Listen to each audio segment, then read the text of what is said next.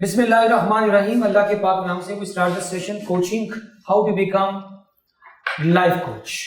और ये आज का सेशन है और ये this is a contribution by CEO club Pakistan and CEO today magazine. Coaching क्या है? आजकल पाकिस्तान के अंदर एक बड़ा ट्रेंड चल रहा है कि पाकिस्तान के अंदर एक मोटिवेशनल स्पीकर, मोटिवेशनल कोच ये पूरी एक लगता है कैसे लगता है कि एक वबा सी फैल गई। जैसे बारिश होती है तो मेंढक निकल आते हैं, इसी तरह हर पाकिस्तान में कहते हैं कि 22 करोड़ पाकिस्तानी हैं तो 22 करोड़ डॉक्टर्स हैं और 22 करोड़ ही कोच हैं। हर बंदे के आप किसी से मशवरा कर लें तो आपको वो पूरी उसकी उस इलाज बताएगा कि ऐसा लगेगा जैसे इससे बेस्ट डॉक्टर है ही कोई। तो आज का सेशन है how to become life coach. इसमें हम ये जो एक सबसे बड़ा जो डिफरेंस है या कंफ्यूजन है वो हम इस पर डिस्कस करते हैं। वो क्या है how to become life coach का जो इसका सेशन है उसके अंदर ये है कि काउंसलिंग क्या है, काउंसलिंग क्या है और मेंटोरिंग, ये तीन की अल्फाज हैं जो ऊपर से। इवन ट्रेनिंग क्या है, तो training, coaching, counselling and mentoring sometime आपस में इंटरमिंगल हो जाती है और ये नहीं पता चलता कि ये जो शख्स है, ये जो बंदा है, ये ट्रेनर है, ये कोच है। और बल्कि पाकिस्तान में जब लोगों की जॉब जाती है तो फिर एक नया लफ्ज बन जाता है कि मैं कंसल्टेंट हूँ। साहब ऐसी है कि जिसके पास जॉब नहीं होती, आप पूछते हैं आप क्या करते हैं, जो कहते हैं कि मैं कंसल्टेंट हूँ, इसका मतलब अगर सवाल पूछने की जरूरत ही नहीं है कि आपकी जॉब ताज़ा ताज़ा गई है और आप ताज़ा ताज़ा कंसल्टेंट बन गए।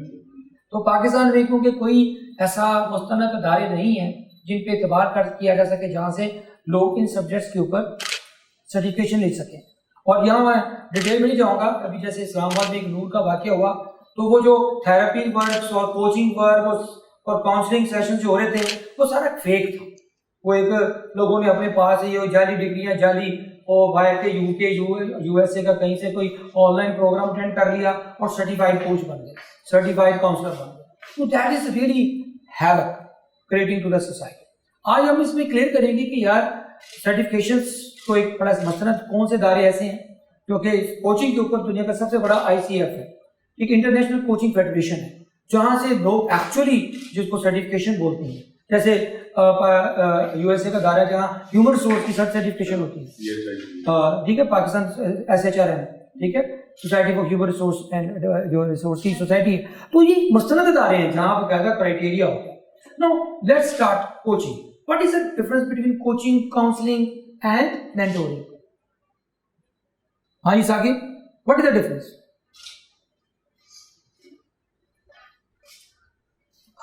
Rav साहब, any idea difference between coaching, counseling, mentoring and? आप जरा शबक मास्टर पकड़ के ना इसके ऊपर जरा लगा लीजिएगा, 4 लाइनें लगाई। पहले में लिखें कोचिंग, दूसरा काउंसलिंग, तीसरा मेंटोरिंग।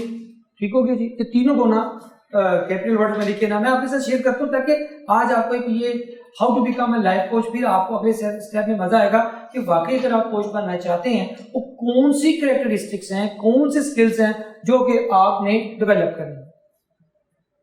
राइट, तो लेट्स स्टार्ट जी। बिगिन विद कोचिंग से। कोचिंग क्या चीज होती है? याद रखिएगा, जब किसी शख्स की, ठीक है, परफॉर्मेंस, उसकी जो ऑर्गेनाइजेशन में अगर वो काम कर रहा है, नहीं तो कोई बिजनेस कर रहा है, किसी भी फील्ड में है, अगर उसकी परफॉर्मेंस में कमी आ जाती है, कोई इंप्रूवमेंट होनी है, तो कोचिंग का जो टारगेट होता है improving the performance, improving the, किसी शख्स की परफॉर्मेंस को इंप्रूव करना। और इंप्रूव किस चीज में होती है? 4 चीजों में इंप्रूवमेंट होती है। क्या जी? या तो उसके नॉलेज में कमी है, या उसके स्किल्स में कमी है, या उसकी एटीट्यूडल प्रॉब्लम है, बिहेवियरल प्रॉब्लम है, या उसका हैबिट्स का प्रॉब्लम। ठीक हो गया? तो 4 चीजों के अंदर एक जो एक मसनद कोच होता है, जो रियली सर्टिफाइड कोच होता है, वो किसी की अगर कोचिंग करेगा, ठीक है, किसी कोचिंग को, तो उन 4 एरियाज को फोकस करेगा। That is called coaching. और किसके लिए करेगा? चारों चीजों में, टू इंप्रूव द परफॉर्मेंस, यानी कि परफॉर्मेंस एक ऑर्डिनरी से उसको एक एक्स्ट्रा ऑर्डिनरी परफॉर्मेंस या आउटस्टैंडिंग परफॉर्मेंस में जाने के लिए ये 4 चीजें। सेकंड पे काउंसलिंग आ जाती है। और काउंसलिंग क्या चीज है? कोई ऐसा इशू जो कि उसके नॉलेज स्किल्स के रिलेटेड नहीं है, उसके कंपनी के अगर वो जॉब कर रहा है या बिजनेस में अगर वो बिजनेस कर रहा है, तो अगर उसका कोई जाती मसला है जिसके अंदर उसकी कोई एंजाइटी है, उसका कोई स्ट्रेस है, उसके कोई घर के अंदर फैमिली इश्यूज हैं, तो उसको इंप्रूव करने के लिए उसे कहते हैं काउंसलिंग। क्या हुआ? वो प्रोफेशनल रिलेटेड है, याद रखिएगा, कि coaching is improvement in the professional development और counselling is for the personal development. That is the critical difference, the big difference. Counselling is stands for personal development. Third जो आ जाता है जी काउंसलिंग के बाद, तो समझ आ गई काउंसलिंग क्या होती है? Personal related. यानी कि पर्सनल रिलेटेड कौन से इश्यूज होते हैं कि बंदे के अंदर, उसके घर के अंदर कुछ कॉन्फ्लिक्ट्स है,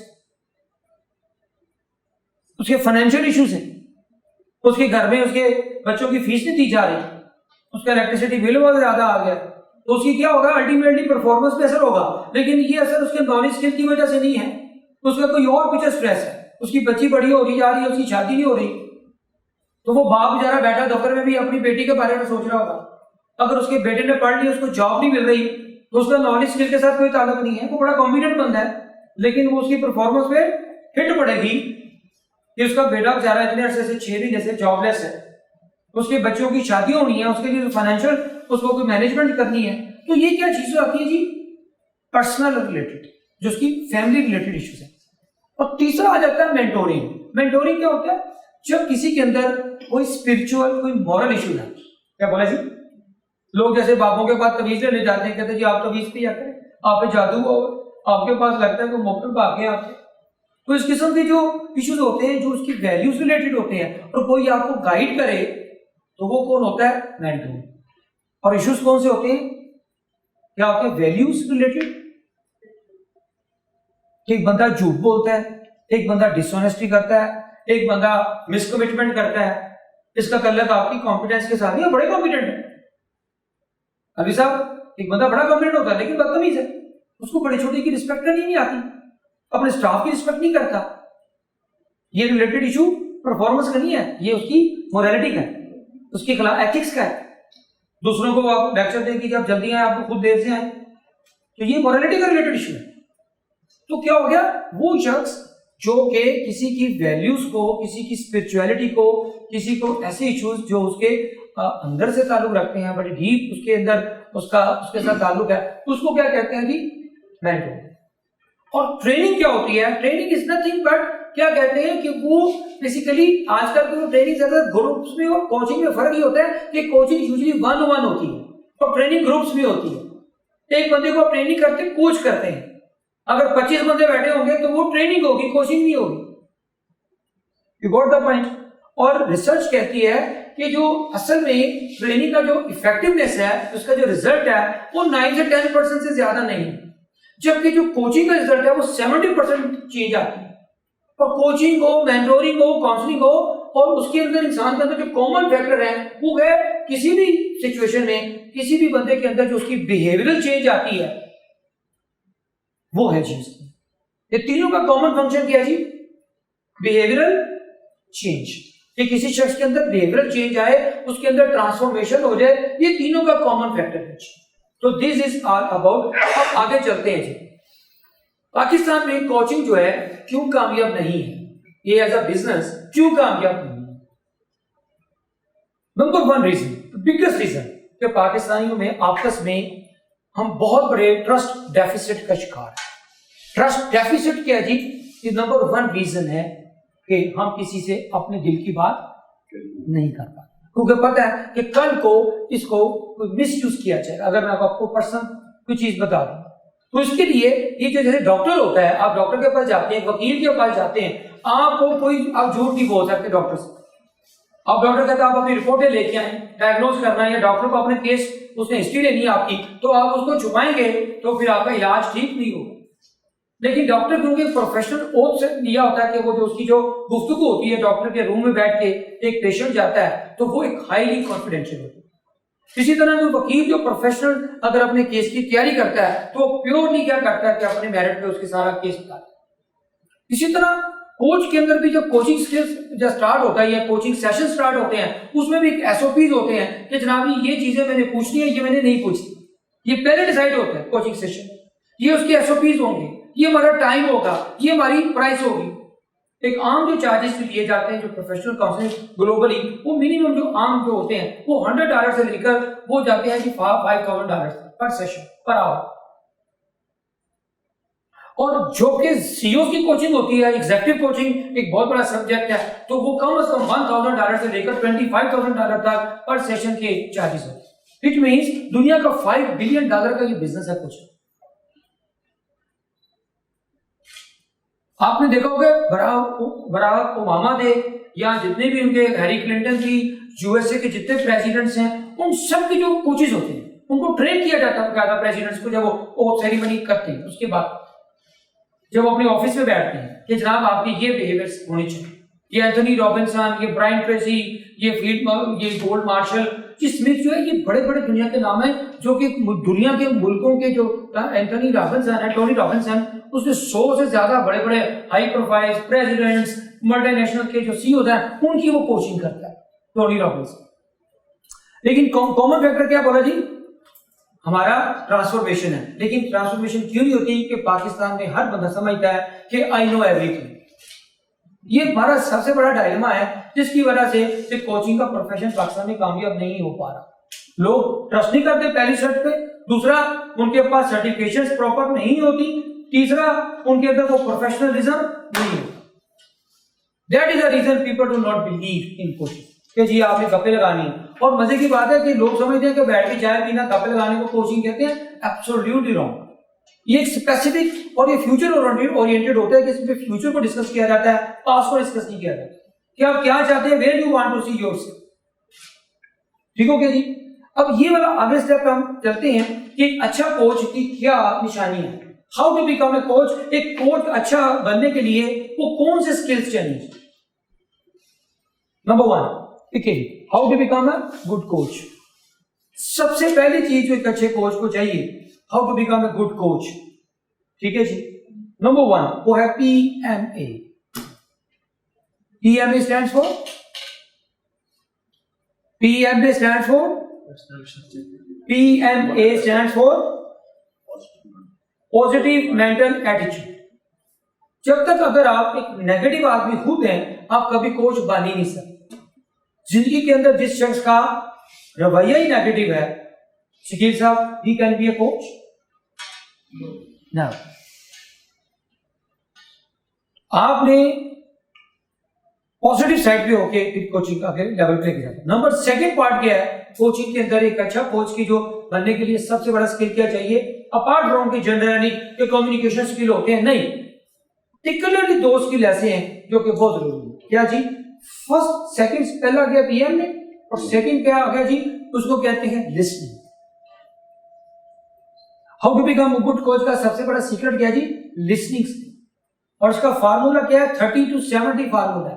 30-70 का क्या मतलब है? 30% he will talk and 70% he will listen. और टॉकिंग में भी क्या होगा? Asking the question. ये थर्ड है। 30% क्या करेगा वो? Asking the right question. और 70% एक अच्छा कोच क्या करेगा जी? लिसनिंग। तो लिसनिंग और आस्किंग ये है जी एक्सप्लोर करना कि किसी बंदे के अंदर क्या। अच्छा, एक मिथ में ब्रेक करना चाहूंगा कि यहां पाकिस्तान में समझा जाता है कि कोचिंग से आप किसी के जो कोची होता है उसके मसाइल को हल करना है, उसकी मिस्टेक्स को ठीक करना है। That is the biggest error. Performance में कोई प्रॉब्लम आता है, हम इसको कोच करो यार, प्रॉब्लम इसकी ठीक करो। नहीं, आप प्रॉब्लम ठीक नहीं कर सकते। आप अगले बंदे को इंस्पायर कर सकते हैं, मोटिवेट कर सकते हैं कि तुम अपनी प्रॉब्लम सॉल्विंग एबिलिटी को इंक्रीज करो।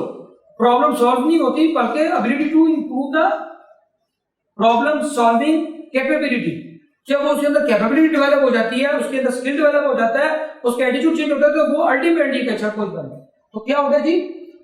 लिसनिंग और आस्किंग क्वेश्चन। और आस्किंग क्वेश्चन क्या होते हैं कि आपने बकायदा तौर पे रिसर्च करनी होती है किसी भी कोचिंग के ऊपर कि इसका बैकग्राउंड क्या है। और उसके बाद एक स्टेप है जो बड़ा जरूरी होता है, वो 4थे नंबर पे लिख रहे हैं, उसे कहते हैं कि दोनों साइडों पे पहले स्टेप पे कि जो कोच होता है अच्छा, आफ्टर द SOP तो सारे करने के बाद वो उसका एक स्वॉट एनालिसिस करता है। SWOT किसका?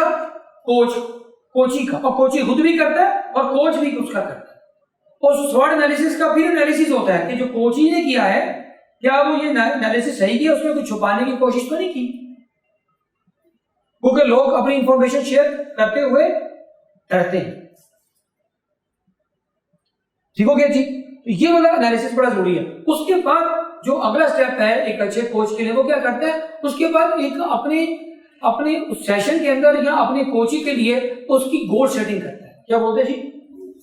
क्योंकि अल्टीमेटली जो पर्पस ऑफ कोचिंग है, वो कोचिंग को क्या करना होता है जी, उसको पर्सपेक्टिव देना होता है लाइफ का, कि जो बंदा आज के जमाने में डिस्ट्रैक्शन में चला जाता है, उस डिस्ट्रैक्शन से निकालना होता है।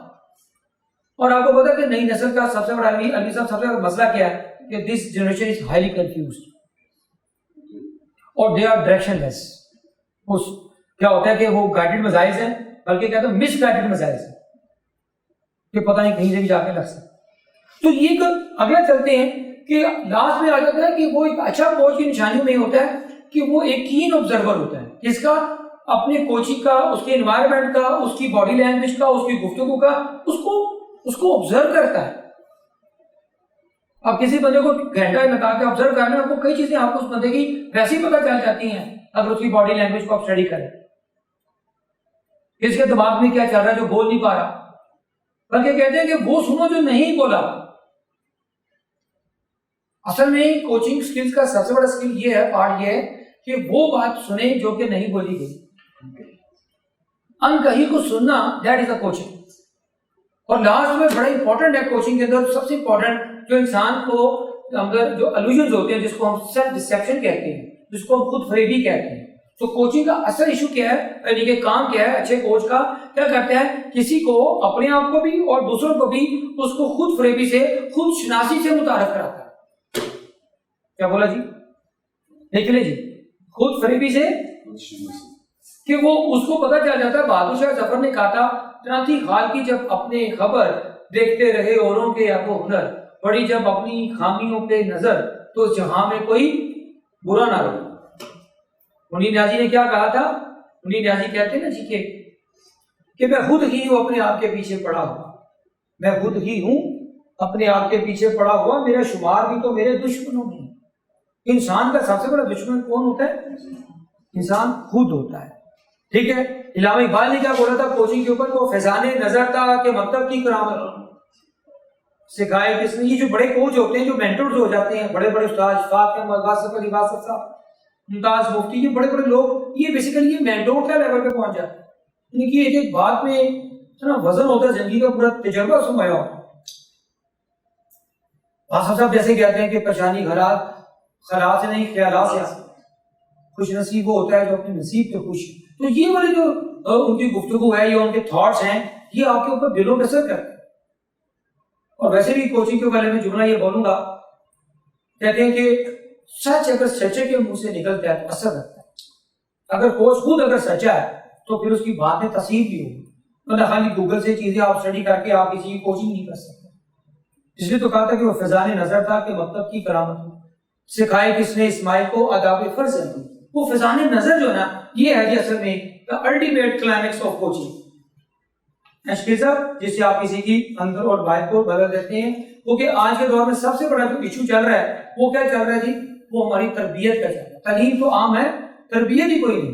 कोई काबिल हो तो हम शाने का ही देते हैं, लूटने वाले को दुनिया भी नहीं देते हैं। या मैं छोटा सा 2000 चीजें बता दूं, यूजुअली ज्यादातर जो हमारे बॉसेस होते हैं, कंपनी में जो बॉस होता है, सीईओ एक बॉस है या डिपार्टमेंटल हेड उसका बॉस है, या अगर वो एंटरप्रेन्योर है तो उसके ऊपर सरकार के बॉस बैठे हुए। तो बॉस में और कोच में क्या फर्क होता है?